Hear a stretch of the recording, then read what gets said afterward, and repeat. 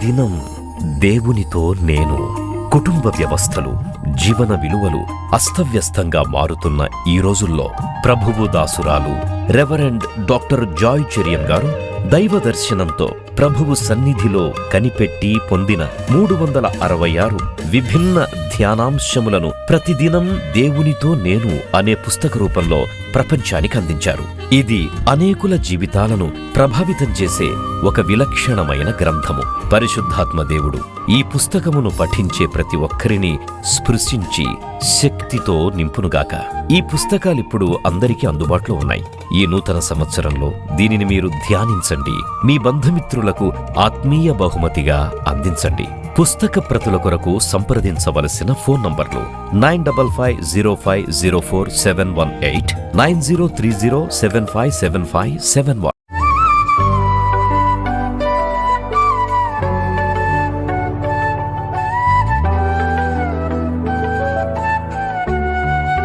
మత్తయి సువార్త 5వ అధ్యాయము 14 నుండి 16. మాథ్యూ 5:14-16. మీరు లోకమునకు వెలుగై ఉన్నారు.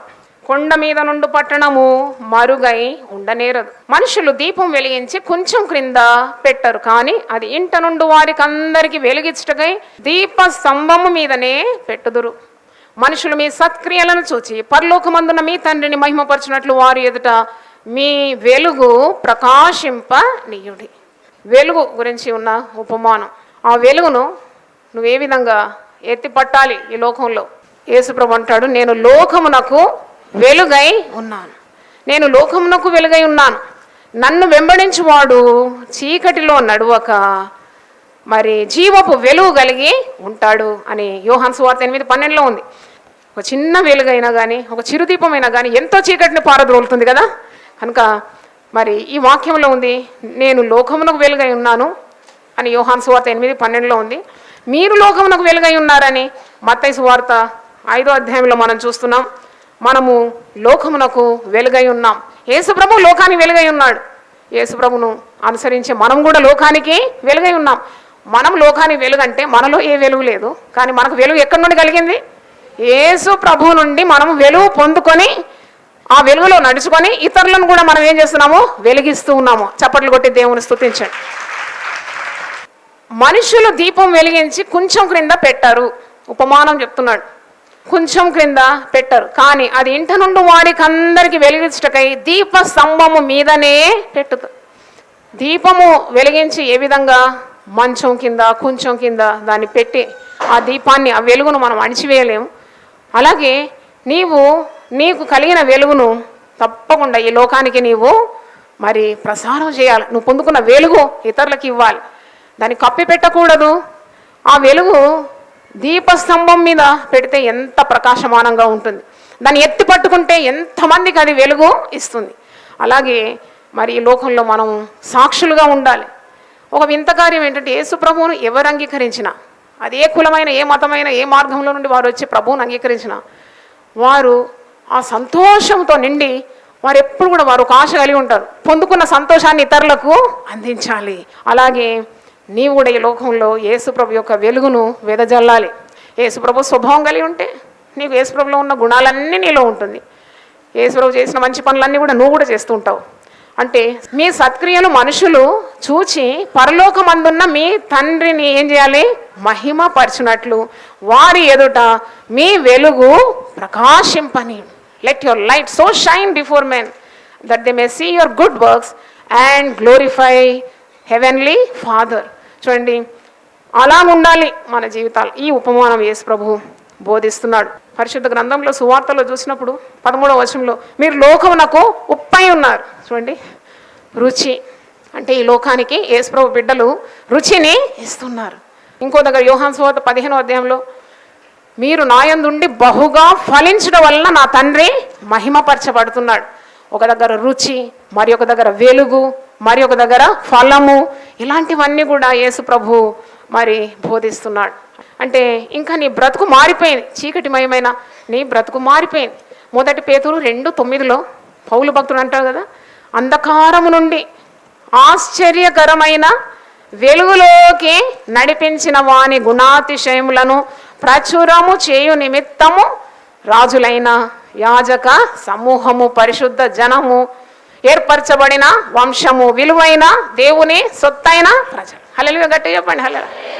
అవును, మన అడ్రస్ ఏంటి? మనం ఎక్కడి నుండి వచ్చినాం? మనం అందరం ఎక్కడి నుండి వచ్చినాం తెలుసా? చీకటిలో నుండి వచ్చినారు. చీకటిలో నుండి ఎక్కడికి వెళ్తున్నారు మీరు? ఆశ్చర్యకరమైన తన వెలుగు. ఎటువంటి వెలుగు ఇది అంటే ఆశ్చర్యకరమైన వెలుగు. వచ్చిన తర్వాత నువ్వు ఊరుకుంటున్నావా? నిన్ను పిలిచిన వారి గుణాతిశయములను ప్రచురము చేస్తున్నావు. హల్లెలూయా. అదే దీపస్తంభం మీద నీ వెలుగును పెడుతున్నావు. యేసు ప్రభు యొక్క గుణగణాలను, గుణాతిశయములను, ఆయన గొప్పతనాన్ని, ఆయన మహిమను నువ్వు ప్రచురము చేస్తున్నావు. అందునిమిత్తమే నిన్ను చీకటి నుండి, అంధకారం నుండి ఆశ్చర్యకరమైన వెలుగులోకి ఆయన నడిపించినాడు. నిన్ను ఏర్పరచబడిన వంశముగా చేసినాడు. నిన్ను రాజులం అన్నమాట మనం. కానీ రాజ్యం లేదా? మనకు రాజ్యం ఉన్నది. మనం వెళ్ళేదే మన రాజ్యంలోకి, పరలోక రాజ్యానికి వెళ్తున్నాం కదా. దేవునికి స్తోత్రం. అంటే రాజు యొక్క సంతానానికి ఏం పేరు ఉంటుంది? రాజులే. రాజపుత్రుడు ఏమవుతాడు? రాజు అయిపోతాడు. మరి యాజకులుగా పిలిచినాడు. యాజకత్వం అంటే ఏంటి? నీవు దేవుని ఎదుట ప్రజల కొరకు ఏం చేస్తున్నావు? విజ్ఞాపన చేస్తున్నావు. అదే యాజకత్వం. యాజకులు చేసే పని అది. దేవునికి ప్రజల విన్నపాలు తెలియజేస్తున్నావు, విజ్ఞాపన చేస్తున్నావు. ఏర్పరచబడిన వంశము అని అంటున్నాడు. హల్లెలూయా. ఈ వంశంలో ఎన్నో కులాలు ఉంటాయి, ఎన్నో గోత్రాలు ఉన్నాయి కదా. ప్రతి జాతి, ప్రతి వంశం, ప్రతి తెగ నుండి తన స్వరక్తం ఇచ్చి తన కోసము ప్రజలను కొనుక్కున్నాడంట. తన వంశంలోకి పిలుచుకున్నాడు.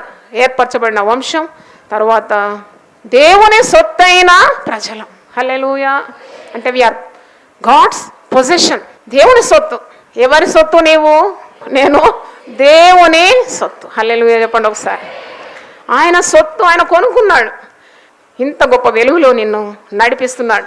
మత్తయి సువార్త 5వ అధ్యాయము 16వ వచనంలో మనుషులు ఈ వెలుగు చూడాలి. నీ జీవితంలో వెలుగు చూడాలి. మనుషులు నీ వెలుగు చూడాలి. నీలో యేసు స్వభావం చూడాలి. దైవ క్రియలు, దేవుని ప్రేమ, ఇవన్నీ నీ జీవితంలో చూడాలి. సత్క్రియలు నీలో చూచి పరలోకమందున్న నీ తండ్రిని మహిమపరచినట్లు వారి ఎదుట మీ వెలుగు ఏం కావాలి? ప్రకాశించాలి. హల్లెలూయా. నేను చెప్పాను, మనకు ఏ మాత్రం వెలుగు, మన వెలుగు లేదు. మనము ఎవరి వెలుగు కలిగి ఉన్నాము? యేసు వెలుగు కలిగి ఉన్నాం. యేసు మన మీద ప్రకాశిస్తున్నాడు. ఆ వెలుగులో మనం నడుచుకుంటున్నాం. ఆ వెలుగు కలిగి ఉన్నాము. ఆ వెలుగు ఇతరులకు అందిస్తూ ఉన్నాం. వాక్యంలో చూసినప్పుడు యెషయా 9:2 చీకటిలో నడుచు జనులు గొప్ప వెలుగును చూస్తున్నారు. ఈ వెలుగుకి ఇంకో పేరుంది, ఆశ్చర్యకరమైన వెలుగు. ఇప్పుడు ఏం వెలుగు ఇది? గొప్ప వెలుగు. చెప్పండి, గొప్ప, గ్రేట్ లైట్. చీకటిలో నడుచు జనులు గొప్ప వెలుగు చూస్తున్నారు. మరణ ఛాయ గల దేశ నివాసుల మీద వెలుగు ప్రకాశించం. హల్లెలూయా. మరణ ఛాయ, ఆత్మహత్యలు, మరణంలోకి దాటాలని ఎదురు చూచేవారు, చావు అయితే నాకు చాలనే వారికి యేసు ప్రభు వెలుగై ఉన్నాడు. ఈ వెలుగు లేకనే మన దేశంలో కానీ ఈ ప్రపంచంలో కానీ ఎన్నెన్ని దుర్మార్గములు, దోపిడీలు, నరహత్యలు, ఆత్మహత్యలు, లంచగొండితనం, అక్రమములు, ఇవన్నీ ఎందుకు జరుగుతుందంటే వారికి వెలుగు లేదు. నీలో వెలుగున్నది. ఆ వెలుగు ఎంతో గొప్పది. కాబట్టి నీవు పాపపు ఇచ్చలకు బానిస కావడం లేదు. నీవు దేవుని కార్యాలు చేస్తున్నావు, దేవుని గుణములు కలిగి ఉన్నావు. కాబట్టి పాపం మీద నీకు దేవుడు ఏమి ఇచ్చినాడు? అధికారాన్ని ఇచ్చినాడు. పాపం నీకు లొంగిపోతుంది. నువ్వేమి హత్యలు చేయడం లేదే, నువ్వెవరి సొమ్ము ఆశించడం లేదు, నువ్వెవరిని కొట్టడం లేదు, తిట్టడం లేదు, ఎవరి మీద ద్వేషభావం లేదు. దేవుని స్వభావం నీకు ఉంది. ఎందుకంటే దేవుని వెలుగు నీకు ఉంది. కాబట్టి నీవు ఇతరుల వల్లే లేవు. ఇంకా వాక్యంలో చూసినప్పుడు మత్తయి సువార్త 5వ అధ్యాయంలో మీరు చూడండి, వెలుగు కలిగిన వారికి ఉన్న గుణాలు కొండ మీద ప్రసంగంలో ప్రభువు బోధిస్తున్నాడు. 3 నుండి 10 వరకు 8 గుణాలు. ఆత్మ విషయమై దీనులైన వారు ధన్యులు. అది వెలుగు. గర్విష్ఠులు గారు, అహంకారులు గారు, అతిశయపడేవారు, వారికి వెలుగు లేదు.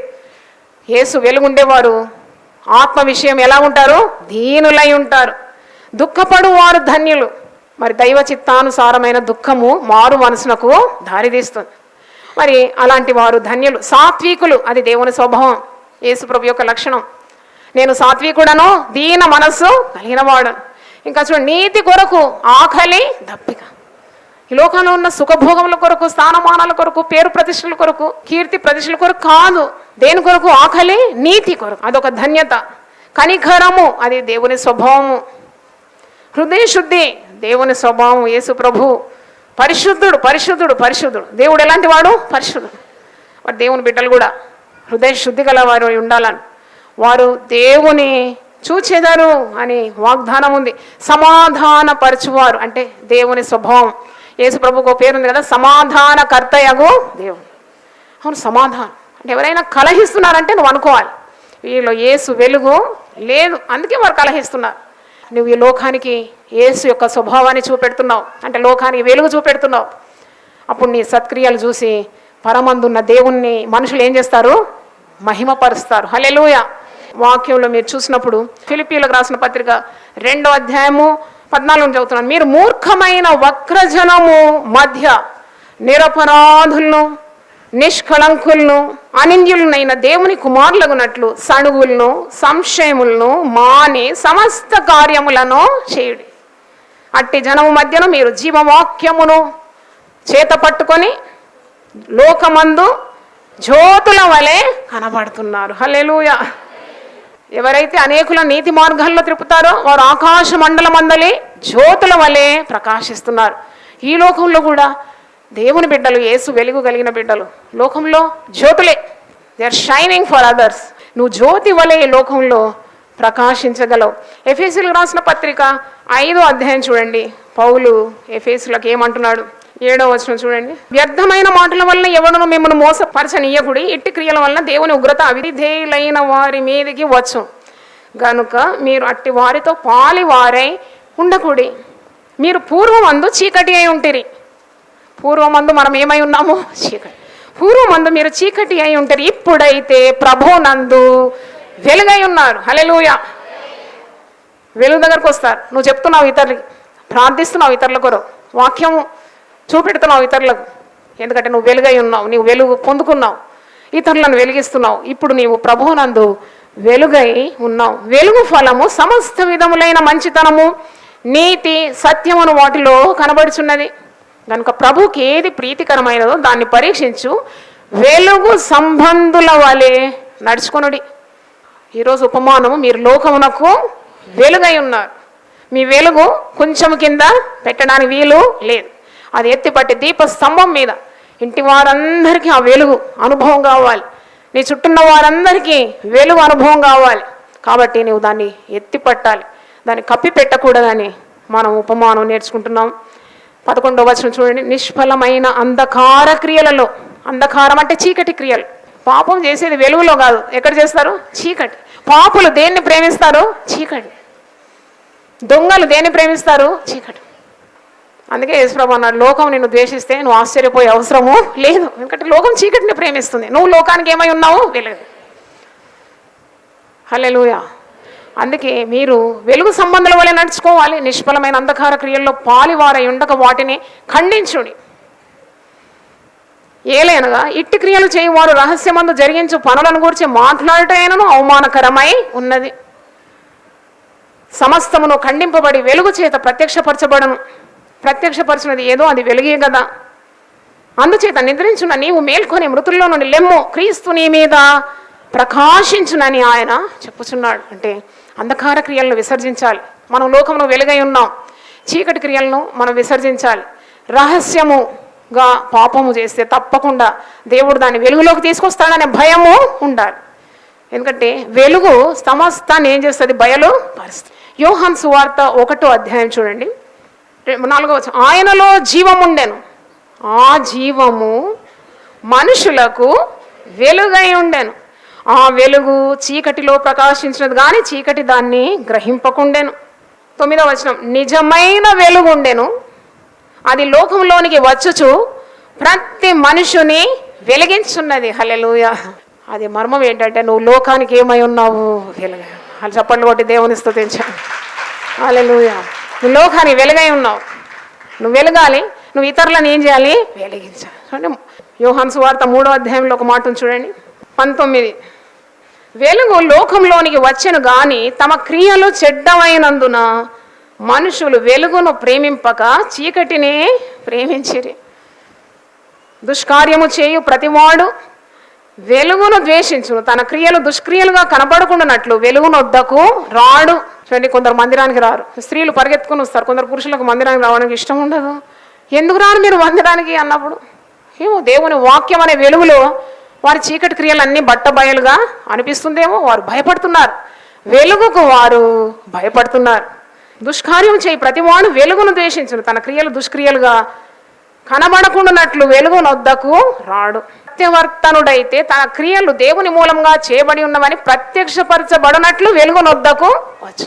ఆత్మతో సత్యముతో మనం ఆరాధిస్తున్నాం అంటే దేవుని వెలుగును మనం పొంది ఉన్నాం కాబట్టి మనకు భయం లేదు. సత్య ప్రవర్తన కలిగి ఉన్నాము కాబట్టి దేవుని మూలంగా మనము చేయబడి ఉన్నామని ప్రత్యక్షపరచబడినట్లు మనము దేవుని యొద్దకు రావడానికి ఏమాత్రము జంకడం లేదు.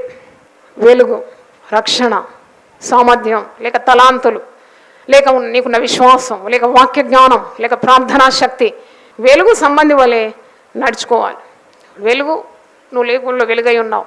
వెలుగు నీలో నుండి తొలగిపోవడానికి పాపం తప్ప మరి ఏ కారణం ఉంది? నువ్వు పాపాన్ని ప్రేమించి నువ్వు సాతానుకు బానిసైపోతే ఈ వెలుగు కోల్పోతావు. కాబట్టి జాగ్రత్తగా ఉండాలి. నీలో అలక్ష్య భావం అంటే ఇంగ్లీష్లో కాంప్లసెన్సీ అంటారు. దేవుని సన్నిధి కానీ ప్రేమించకుండా నిర్లక్ష్య భావం ఉంటే తప్పకుండా సాతానుడు చోటు చేసుకుంటాడు. రిజెంట్మెంట్ అంటే కోపము, ఆగ్రహము, ద్వేషము ఇవేవి కూడా నీలో ఉండకూడదు. ఎందుకు? నువ్వు లోకానికి ఏమై ఉన్నావు? వెలుగు. కోపము, ఈర్ష, కుళ్ళు, లేకుంటే అసూయ, ద్వేషం ఇవన్నీ కూడా సాతాను సంబంధాలకే ఉంటుంది. ఆ కోపము వదిలిపెట్టాలి. ఇంకా స్టబ్బర్నెస్, కొన్ని మొండితనం ఉంటారు మనుషులు, విశ్వాసులు, పేరు విశ్వాసులు కానీ దేవునికి అయిష్టమైన స్వభావం మొండితనం. తర్వాత అవిధేయత, దేవుని వాక్యానికి అవిధేయులైనప్పుడు నీ బ్రతుకు చీకటి అయిపోతుంది. దేవుని ఉగ్రత నీ మీదకి వస్తుందని వాక్యంలో ఉంది. మీరు ఒకసారి కొలస్సీ పత్రిక చూడండి, కొలస్సియన్స్ 3rd chapter 5th onwards. కావున భూమి మీదనున్న మీ అవయవములను అనగా జారత్వమును, అపవిత్రతను, కామాతృతను, దురాశను, విగ్రహారాధైన ధనాపేక్షను చంపివేయుడు. వీటన్నిటిని నువ్వు ఏం చేయాలంట? చంపివేయాలంటే ఏం కావాలి? ఖడ్గం కావాలి. మన దగ్గర ఉందా ఖడ్గం? దేవుని వాక్యం అనే 2 అంచులు గల ఆత్మ ఖడ్గంతో ఈ పాపాలన్నీ నువ్వేం చేయాలి? ఖండించాలి, చంపివేయాలి అంటున్నాను. చివరిగా ఒక వాక్యం నేను చదువుతాను. రోమీలకు రాసిన పత్రిక 2వ అధ్యాయము 20వ వచనం చూడండి. చీకటిలో ఉండు వారికి వెలుగును, బుద్ధిహీనులకు శిక్షకుడును, బాలురకు ఉపాధ్యాయుడినై ఉన్నానని నీ అంతటా నీవే ధైర్యం వహించున్నావు కదా. ఎదుటి వానికి బోధించు నీవు, నీకు నీవే బోధించుకున్నవా? దొంగిలవద్దని ప్రకటించు నీవు, దొంగిలదవా? వ్యభిచరింపవద్దని చెప్పు నీవు, వ్యభిచరించదవా? విగ్రహములను అసహించుకుని నీవు గుళ్ళను దోచిదవా? ధర్మశాస్త్రమందు ఆశ్రయించు నీవు, ధర్మశాస్త్రం మీరుట వల్ల దేవుని అవమానపరిచిదవా? వ్రాయబడిన ప్రకారం మిమ్మును బట్టియే గదా దేవుని నామము అన్య జనుల మధ్యను దూషింపబడుచు. ఈరోజు ఈ ఉపమానం ద్వారా మనం నేర్చుకుంటున్నాం, మనం ఏమై ఉన్నాం? ఈ లోకానికి వెలుగై ఉన్నాం. మనము దేవుని వెలుగును వెదజల్లాలి. యేసుప్రభు అంటాడు కదా, సిలువ మరణం అయిన తర్వాత, పునరుద్ధానుడైన తర్వాత, ఆరోహణానికి ముందు మీరు వెళ్ళండి, సర్వ లోకానికి వెళ్ళి సర్వ సృష్టికి సువార్త అందించు. హల్లెలూయా. వెలుగై ఉండాలి. యేసు ప్రభు యొక్క వెలుగు కలిగి ఈ లోకంలో నీవు ఒక జ్యోతి వలె వక్ర జనము మధ్యలో జీవ వాక్యమును పట్టుకొని జ్యోతుల వలె ఏం కావాలి? ప్రకాశించాలి. దేవుడు మనల్ని దీవించును గాక. ప్రార్థన చేసుకుందాం. ప్రభువా, నీవు లోకముకు వెలుగై ఉన్నామని, నీవు లోకానికి వెలుగై ఉన్నామని, నిన్ను వెంబడించి వాడు చీకట్లో నడవకుండా జీవపు వెలుగులో నడుచుకుంటాడని వాక్యం చూసినాం. ప్రభువా, మనుషులు దీపం వెలిగించి కొంచెం కింద పెట్టరు కానీ అదందరికీ వెలుగు కలగడానికి దీప స్తంభం మీద ఎత్తి పట్టుకుంటారు. అలాగే మేము కూడా మా సత్క్రియల చేత క్రీస్తు స్వభావాన్ని ఈ లోకానికి చూపుతూ ప్రభు నీ వెలుగును మేము వెదజల్లాలని ఈరోజు వాక్యం నేర్చుకున్నాం. ఎప్పుడైతే మనుషులు మా సత్క్రియలను చూస్తారో పరమందున్న దేవుని మహిమపరుస్తారని ఉపమానం ద్వారా బోధించినావు తండ్రి. నీకు స్తోత్రం తండ్రి. మేము ఒకవేళ నీ యొక్క స్వభావాన్ని, నీ గుణాన్ని, నీ వెలుగును మేము ఇతరులకు చాటించుకుంటే, మా ద్వారా ఇతరులు మేలు పొందకుంటే, మా ప్రవర్తనలో అవిధేయత ఉంటే తప్పకుండా అన్యజనుల మధ్యలో దేవుని నామము దూషింపబడుతుందని వాక్యం ద్వారా మేము నేర్చుకున్నాం. అవిధేయుల మీద దేవుని ఉగ్రత వస్తుందని కూడా నేర్చుకున్నాం. పరిశుద్ధమైన వాక్యం మా హృదయంలో భద్రపరచమని అడుగుతున్నాం. నీ వాక్యం వెలుగులో మేము నడుచుకోవాలని మాకు కొత్త స్వభావం మీరు దయచేయమని అడుగుతున్నాను ప్రభువా. నీ వాక్యమే మా త్రోవకు తండ్రి వెలుగై ఉంది, మా మార్గానికి మా పాదములకు దీపమై ఉన్నది కనుక నీకు స్తోత్రం. కృపగల దేవా, మేము ఈ పాప ప్రపంచంలో వక్ర జనం మధ్యలో ఉన్నాము ప్రభువా. తండ్రి, జ్యోతుల వలె ప్రకాశించడానికి, జీవవాక్యం ఎత్తిపట్టుకోవడానికి మాకు కృప దయచేయమని, వాక్యం విన్న ప్రతి ఒక్కరిని మీరు ఆశీర్వదించి వాక్యపు వెలుగులో నడుచుకోవడానికి వారికి సహాయం దయచేయమని, వారి అవసరతలన్నీ తీర్చమని యేసు పరిశుద్ధ నామములో అడిగి వేడుకుంటున్నాను తండ్రి. ఆమేన్. హల్లెలూయా. దేవుడు మనల్ని సమృద్ధిగా ఆశీర్వదించును గాక. ఈ దినం దేవునితో నేను. కుటుంబ వ్యవస్థలు, జీవన విలువలు అస్తవ్యస్తంగా మారుతున్న ఈ రోజుల్లో ప్రభువు దాసురాలు రెవరెండ్ డాక్టర్ జాయ్ చెరియన్ గారు దైవ దర్శనంతో ప్రభువు సన్నిధిలో కనిపెట్టి పొందిన 366 విభిన్న ధ్యానాంశములను ప్రతిదినం దేవునితో నేను అనే పుస్తక రూపంలో ప్రపంచానికి అందించారు. ఇది అనేకుల జీవితాలను ప్రభావితం చేసే ఒక విలక్షణమైన గ్రంథము. పరిశుద్ధాత్మ దేవుడు ఈ పుస్తకమును పఠించే ప్రతి ఒక్కరిని స్పృశించి శక్తితో నింపునుగాక. ఈ పుస్తకాలిప్పుడు అందరికీ అందుబాటులో ఉన్నాయి. ఈ నూతన సంవత్సరంలో దీనిని మీరు ధ్యానించండి, మీ బంధుమిత్రులకు ఆత్మీయ బహుమతిగా అందించండి. పుస్తక ప్రతుల కొరకు సంప్రదించవలసిన ఫోన్ నంబర్లు 9550504718, 9030757571.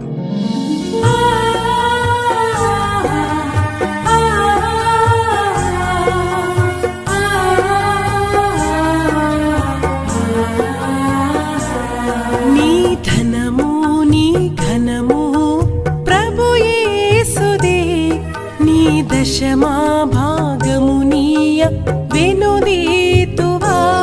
నీ ధనము నీ ఘనము ప్రభు యేసుదే, నీ దశమా భాగమునీయ వెనుదీతువా.